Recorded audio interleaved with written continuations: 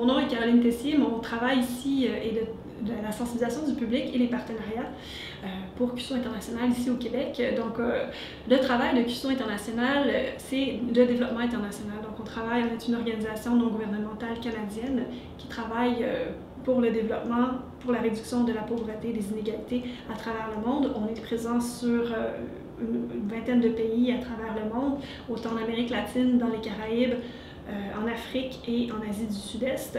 Donc, on travaille 3 secteurs d'activité principales qui se trouvent à être le développement économique inclusif et durable. On travaille aussi les questions d'égalité entre les hommes et les femmes et l'inclusion sociale. Et on travaille aussi les questions de santé, surtout l'emphase mise sur la santé des mères, des nouveau-nés et des enfants en bas âge.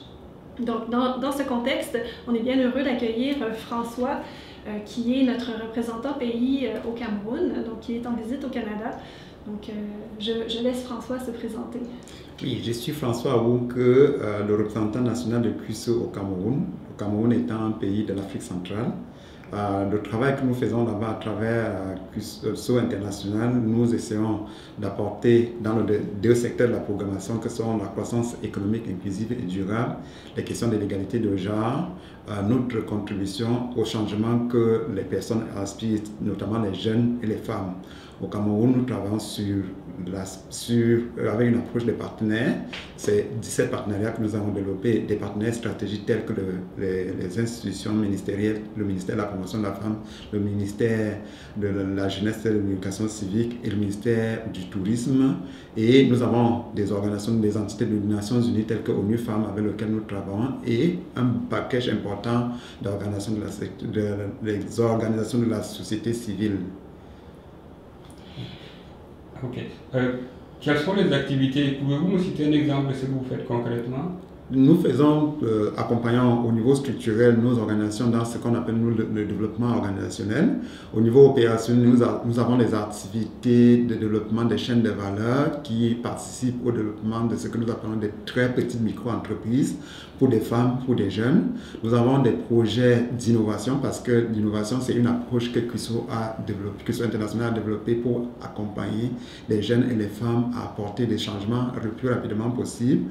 On a un projet d'innovation actuellement qui est une application qu'ensemble nous avons développée pour transférer les données météorologiques et les données technologiques aux groupes de femmes qui font l'agriculture, la transformation du manioc, la production de la banane plantain et les cultures du maïs. Donc, c'est vraiment à travers le partage de connaissances. On envoie des coopérants canadiens, donc des gens qui sont ici dans le domaine de la gestion de projet, dans le domaine de l'égalité hommes-femmes, dans le domaine aussi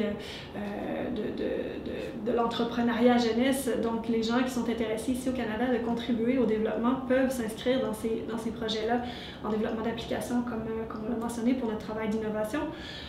Donc, les gens qui sont intéressés ici au Canada, qui ont les compétences pour partir, peuvent le faire à travers la coopération internationale, avec CUSO International. Vous auriez la chance, quand vous êtes dans un pays comme le Cameroun ou dans n'importe quel pays, la programmation de CUSO, de travailler avec des volontaires sud-sud, qui sont des volontaires qui viennent d'autres pays africains, qui vont travailler avec nous sur les différentes compétences que Caroline vient de citer. Vous avez aussi la possibilité de travailler en ligne si vous n'avez pas le temps de venir au Cameroun ou de venir dans un pays de la programmation CUSO. La technologie aidant aujourd'hui, vous pouvez travailler dans le domaine de la traduction, l'évaluation de l'application, la petite recherche au niveau Internet et la publication des rapports qui peuvent davantage aider les décideurs à prendre un certain nombre de préoccupations qui certainement échappent à leur attention au niveau local. Est-ce qu'il y a des critères? Est-ce qu'il y a un départ qui est prévu bientôt? Des départs, oui, c'est presque tout le temps. Il faut juste appliquer. Nos conseillers en mobilisation des volontaires vont davantage vous accompagner dans tout le processus, l'évaluation, l'interview, puis la sélection et ensuite une bagatelle d'éléments qu'on va vous demander de fournir. Et à chaque moment, dès que le processus de recrutement est bouclé, vous pouvez partir dans un de nos pays de programme pour soit une durée de 3 mois, 6 mois, 1 an et au-delà si vous disposez assez de temps. il faut le dire, on parle de volontariat, mais toutes les dépenses sont payées. Donc, les gens qui sont sélectionnés, les critères, on parle effectivement de répondre aux besoins que le partenaire a identifiés. Mais au-delà de ça, si vous êtes sélectionné à travers le processus de Cuisson internationale, toutes vos dépenses de billets d'avion, assurance, couverture médicale, hébergement sur place et aussi une allocation mensuelle pour vos dépenses personnelles va être prise en compte sur place, donc vous n'avez pas à assumer de coûts pour devenir coopérant avec Cuisson internationale.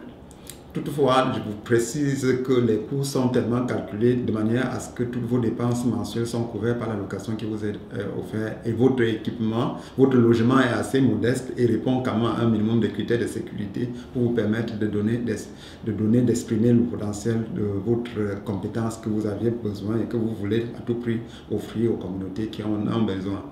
Alors, vous avez prévu une activité demain?